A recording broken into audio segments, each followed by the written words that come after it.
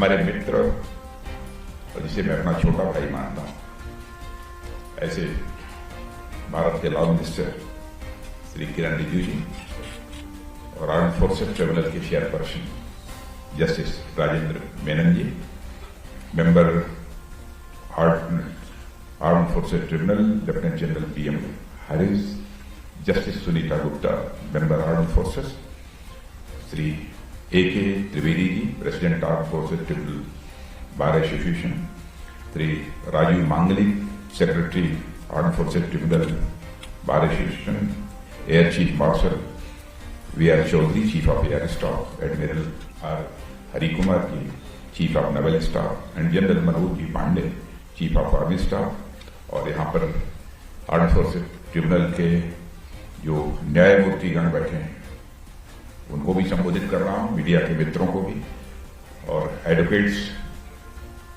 को भी मैं संबोधित कर रहा हूं। वैसे तो कार्यक्रम के लिए मैंने अपनी कंसेंट दे दी थी, लेकिन वही मैं जस्टिस मेनन से भी चर्चा कर रहा था और किरण जी से भी। लगातार कार्यक्रमों की इतनी के कारण इतनी अधिक व्यस्तता रही कि मुझे पहले रात तक यह लग रहा था कि इस कार्यक्रम को हमको स्किप करना पड़ेगा, लेकिन मैंने कहा कि जिस कार्यक्रम में जा रहा हूं उसमें जस्टिस की बहुत ही अहमियत होती है, और यदि मैं ऐसा करूंगा तो सचमुच डिफेंस मिनिस्टर रहते हुए इस आर्म्ड फोर्सेस ट्रिब्यूनल के तहत जस्टिस नहीं होगी। इसीलिए यहां आने का मैंने फैसला किया, क्योंकि जब हमारे लॉ मिनिस्टर थे, हमारे चेयरपर्सन आर्म्ड फोर्सेस ट्रिब्यूनल के यहां पर थे, कोई बहुत आवश्यकता हमारी नहीं थी, क्योंकि ये लोग जो भी कहते हैं वो सब करता ही हूं।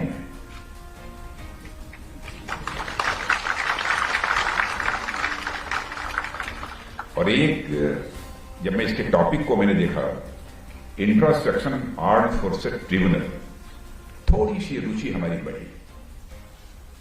इंफ्रास्ट्रक्चर की मनुष्य के जीवन में क्या अहमियत होती है यह बताने की कोई जरूरत नहीं है, लेकिन इंट्रोस्पेक्शन करते हुए भी हमको बचना चाहिए।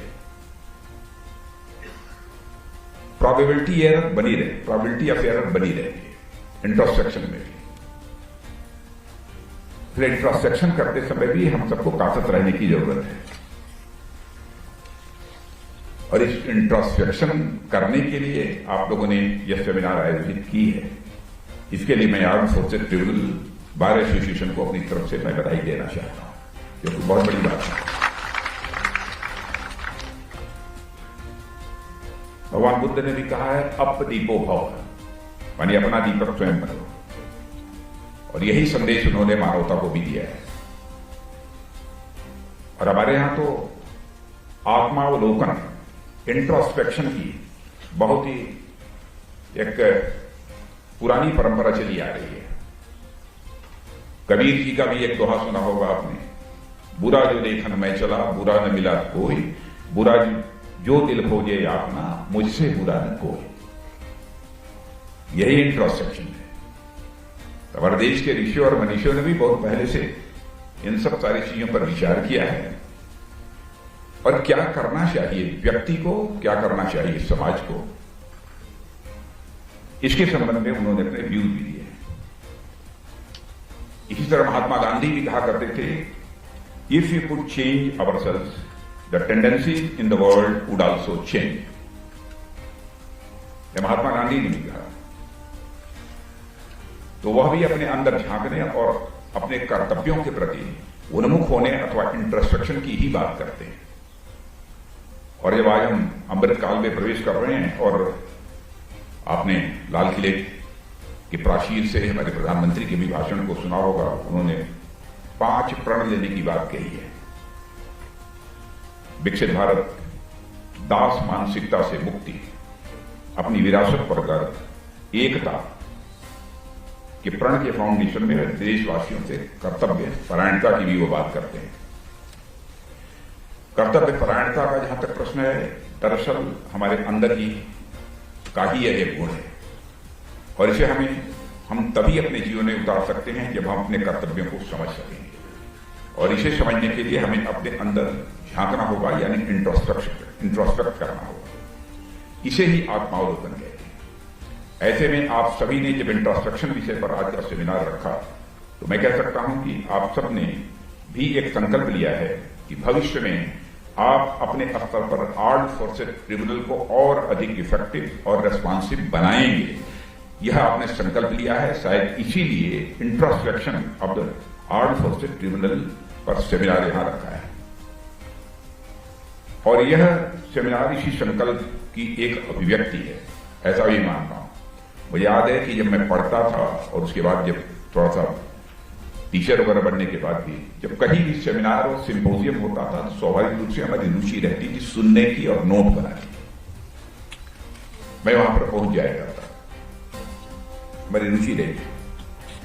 इसलिए सेमिनार ये इंट्रोस्पेक्शन इस नाम से ही इसी कारण में आ गया। और साथियों, जब भी न्याय व्यवस्था की बात होती है पहली बात हमारे मन में यही आती है कि जुडिशरी हमारी डेमोक्रेसी की एक स्ट्रांग पिलर है और यह बहुत ही महत्वपूर्ण बात है। पर जुडिशरी का पिलर कौन है, बल्कि मैं कहूंगा कि जुडिशरी का फाउंडेशन क्या है, इस पर आमतौर पर कम ही चर्चा होती है। जुडिशरी के फाउंडेशन है हमारे कोर्ट के अफसर यानी बार यानी आप सब,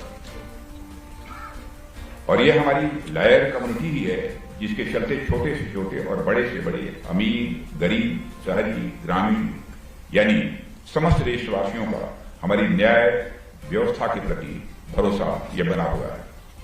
अनेक बार होता है कि विवाद में एक भाई दूसरे भाई पर भरोसा नहीं करता है, अपने सगे संबंधियों पर भरोसा नहीं करता है, पर लॉयर और कोर्ट पर पूरा भरोसा करता है क्योंकि उसे यह मालूम होता है कि लॉयर और कोर्ट बिना किसी बायस और पार्शियलिटी के उसको न्याय दिलाएंगे, इसीलिए वो भरोसा करता है। हमारे लॉयर्स जस्टिस की स्पिरिट का एक जीता जागता उदाहरण है, ऐसा मैं मानता हूं। और ये जस्टिस की स्पिरिट ही थी जिसके चलते स्वतंत्रता संग्राम में लॉयर्स ने अपना महत्वपूर्ण योगदान दिया। न केवल स्वतंत्रता संग्राम में बल्कि आजादी के बाद भारत को एक नया आकार देने में भी और इसकी दशा और दिशा तय करने में भी लॉयर्स की एक बहुत ही महत्वपूर्ण भूमिका रही है। चाहे महात्मा गांधी हों, चाहे वो पंडित जवाहरलाल नेहरू हों, चाहे श्री राजगोपालाचारी हों, बाल गंगाधर तिलक हों, डॉक्टर राजेंद्र प्रसाद हों, यश श्रीनिवास अयंगर हों, सरदार वल्लभ भाई पटेल हों या डॉक्टर भीमराव अम्बेडकर, ऐसे एक नहीं अनेक नाम हैं जिनके योगदान के बिना हमारा भारत वह भारत नहीं होता जो कि आज वह है। न्याय की भावना हमारे स्वतंत्रता सेनानियों के मन में भी विद्यमान थी और हमारे संविधान निर्माताओं के भी मन में विद्यमान थी, जिन्होंने संविधान के रूप में भारत के भविष्य का खाका खींचा था। और हमारी आजादी के 75 वर्ष पूरे हो चुके हैं। ऐसे में आज जब आर्म्ड फोर्सेस ट्रिब्यूनल आत्मनिरीक्षण की ओर आगे बढ़ रहा है तो यह निश्चित ही प्रशंसनीय है। साथियों, आर्म्ड फोर्सेस ट्रिब्यूनल पर विचार करें तो जो पहली बात हमारे मन में आती है वह यह कि इस ट्रिब्यूनल की हमें आवश्यकता ही क्यों पड़ी। केवल इसी ट्रिब्यूनल की नहीं बल्कि जितने भी ट्रिब्यूनल हैं आखिर उनकी स्थापना की जरूरत ही क्यों पड़ी। इसका कारण हमें हमेशा अपने जहन में बिठाए रखना चाहिए और ये कारण ही दरअसल में हमारे ये मैंडेट हैं। हम सभी जानते हैं कि हमारे कोर्ट्स में लगातार केसेस बढ़ते जा रहे हैं, जैसा कि हमारे इस आर्म्ड फोर्सेस ट्रिब्यूनल के चेयरपर्सन ने भी कहा और हमारे लॉ मिनिस्टर ने भी कहा। न केवल ये बढ़ते जा रहे हैं बल्कि केसेस अलग अलग डोमेन से होते हैं, उनमें डाइवर्सिटी होती है और इस डाइवर्सिटी के चलते केसेस का डिस्पोजल काफी टाइम कंज्यूमिंग भी हो जाता है। परिणाम यह होता है कि तारीख पर तारीख लगती जाती है और केसेस की पेंडेंसी भी बढ़ती जाती है।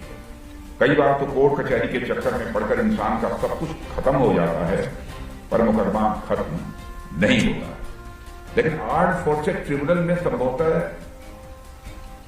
उतनी वैसी बहुत स्थिति नहीं हुई, लेकिन फिर भी समय तो कुछ न कुछ कभी कभी कुछ केसेस में लग ही जाता है।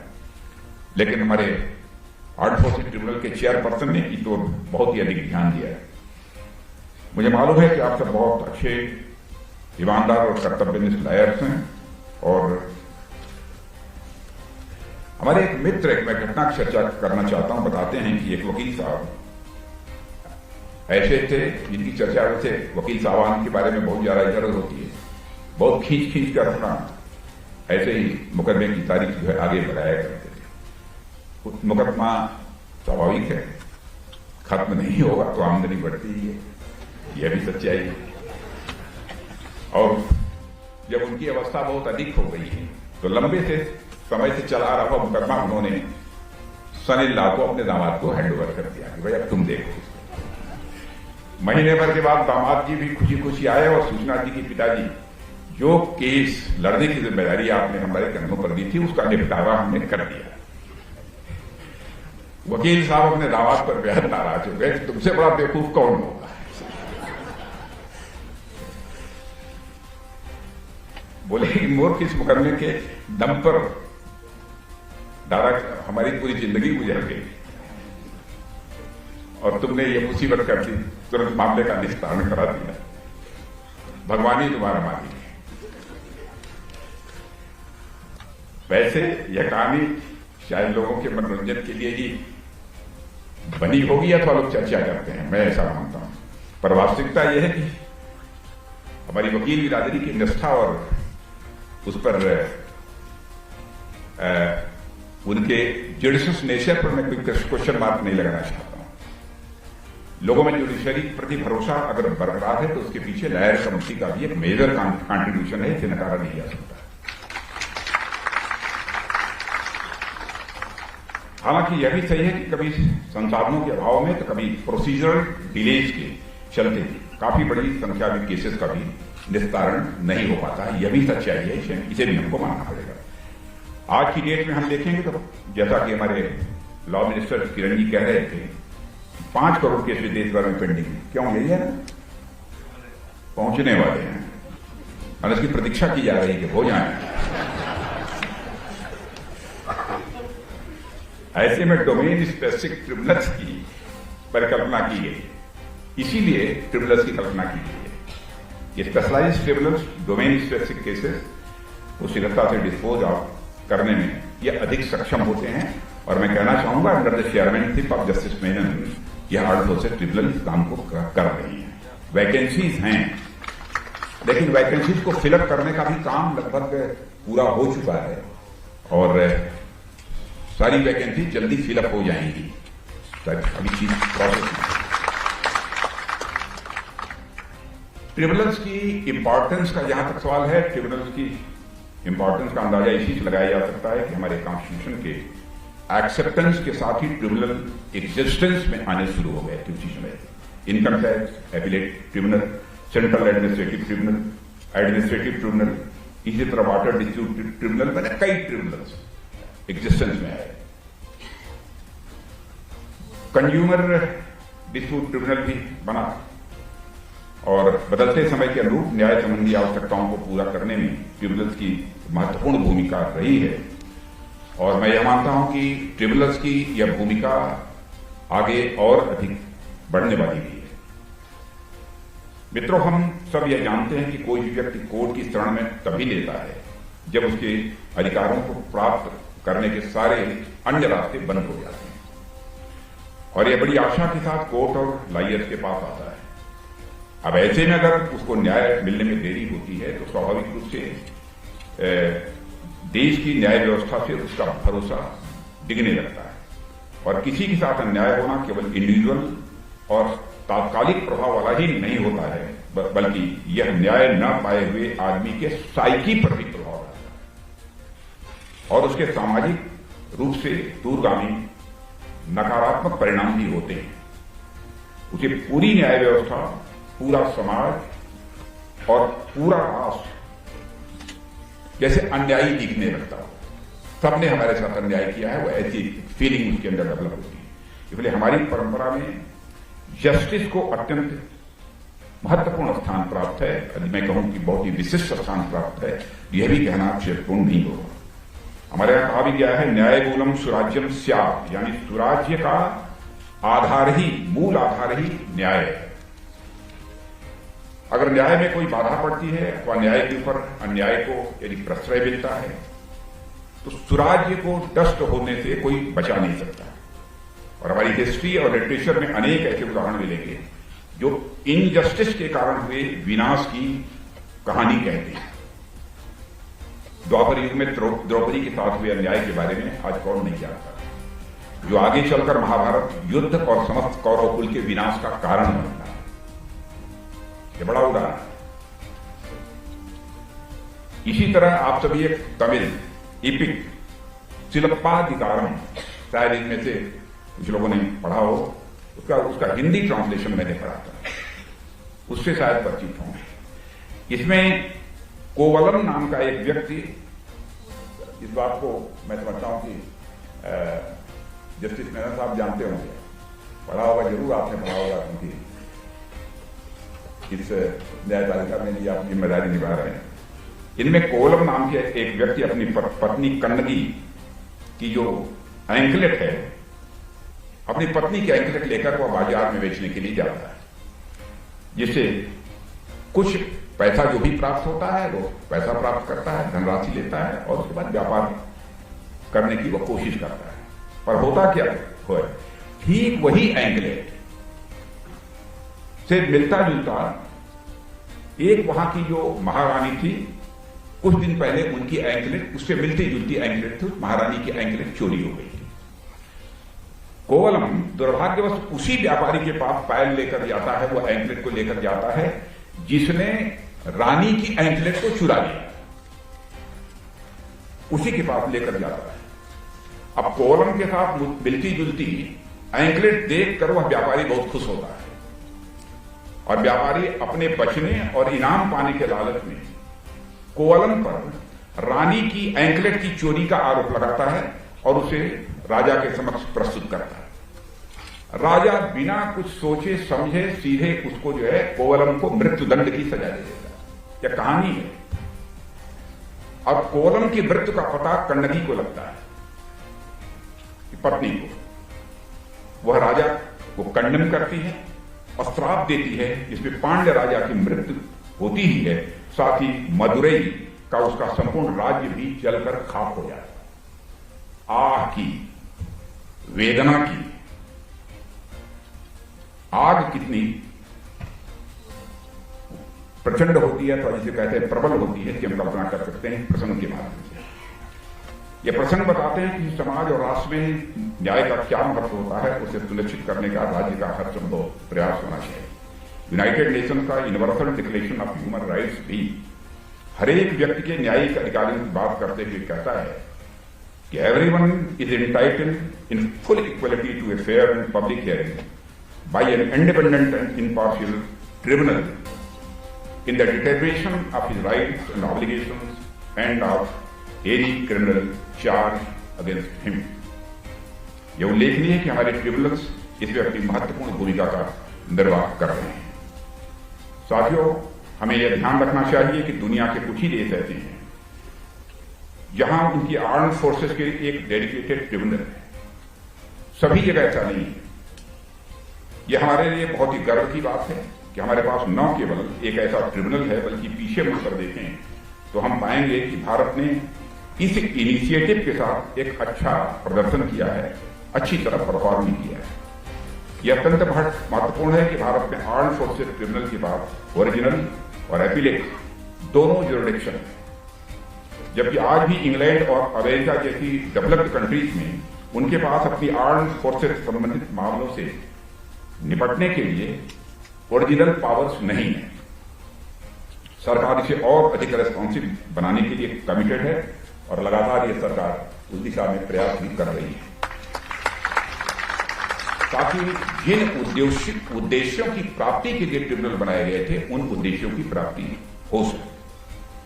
आर्म्ड फोर्सेस ट्रिब्यूनल ने अपनी अब तक की यात्रा में सर्विंग सोल्जर्स और एक्स सर्विसमैन की लेजिटिमेट एस्पिरेशंस को पूरा करने में बहुत ही महत्वपूर्ण भूमिका निभाई है। आर्म्ड फोर्सेस ट्रिब्यूनल ग्रीवेंसेस के रिड्रेसल के लिए एक इंपॉर्टेंट फोरम है, और एडवोकेट्स, जैसा कि मैंने पहले कहा कि हमारी आर्म्ड फोर्सेस पर्सनल और एक्स सर्विसमैन और उनकी फैमिलीज को न्याय प्रदान करने में बहुत ही महत्वपूर्ण भूमिका निभाते हैं। जो लोग सीमाओं पर हमारे देश की सुरक्षा करते हैं, आप सब उनके हितों और अधिकारों की रक्षा करते हैं, ऐसा मेरा मानना है। और यह दिखाता है कि एडवोकेसी केवल एक प्रोफेशन ही नहीं है, यह समाज और राष्ट्र के प्रति हमारा एक उत्तरदायित्व भी है, जिसका निर्वहन यह बार एसोसिएशन भली भांति कर रहा है। इसलिए बार एसोसिएशन को भी अपनी तरफ से बधाई देता हूं। भविष्य में आर्म्ड फोर्सेस ट्रिब्यूनल अपने अंदर बदलाव लाएगा और जो भी करना होगा, जो भी आवश्यक होगा, वह निश्चित रूप से करेगा। क्योंकि जस्टिस मेनन को मैं केवल जब से ट्रिब्यूनल की चेयरमैन बने तब से नहीं जानता हूं, बहुत पहले से इनको जानता हूं, इसलिए मैं इस संबंध में पूरी तरह से आश्वस्त हूं। और मैं गवर्नमेंट की तरफ से कहना चाहता हूं, जो भी आपको इसमें रिफॉर्म करना हो, उसमें गवर्नमेंट की तरफ से भरपूर सहयोग आपको प्राप्त होगा। जुडिशियल ऑर्डर्स के इम्प्लीमेंटेशन में कहीं किसी प्रकार की देरी होती है, उन मामलों को सामने लाया जाना चाहिए और उन पर कार्रवाई होनी चाहिए। और यह अत्यंत महत्वपूर्ण है कि किसी भी पर्सनल को न केवल न्याय प्राप्त हो, बल्कि समयबद्ध तरीके से न्याय प्राप्त हो, यह आवश्यक है। कहा भी गया है कि जस्टिस डिले इज जस्टिस डिनायड। और हमने एक सिस्टमेटिक प्रोसीजर डेवलप कर टाइमली जस्टिस डिलीवरी को अपने चार्टर में लाने का हमें प्रयास करना चाहिए। हालांकि ऐसा करते समय हमें अत्यंत सावधानी बरतने की भी जरूरत है, अन्यथा जस्टिस हरी जस्टिस बरी का भी यह खतरा बना रहता है। ऐसे में टाइम और प्रोसीजर के बीच बैलेंस बनाते हुए चलना, मैं मानता हूं कि आज के समय की एक महत्वपूर्ण मांग है। जस्टिस की टाइमली डिलीवरी न केवल आर्म्ड फोर्सेस ट्रिब्यूनल पर बोझ कम करेगी, बल्कि इसके प्रति उन सैनिकों में विश्वास जगाएगी जिन पर यह पूरा का पूरा राष्ट्र पूरी तरह से विश्वास करता है। आप सबने बहुत ही महत्वपूर्ण विषय पर आज यहां पर ये सेमिनार जो आयोजित की है, इसके लिए मैं आप सबको अपनी तरफ से मैं पुनः बधाई देना चाहता हूं, पूरे बार एसोसिएशन को। और इस अवसर पर इससे ज्यादा कुछ न कहते हुए इस सेमिनार की सफलता के लिए आप सबको शुभकामनाएं देते हुए यहीं पर अपना निवेदन समाप्त करता हूं।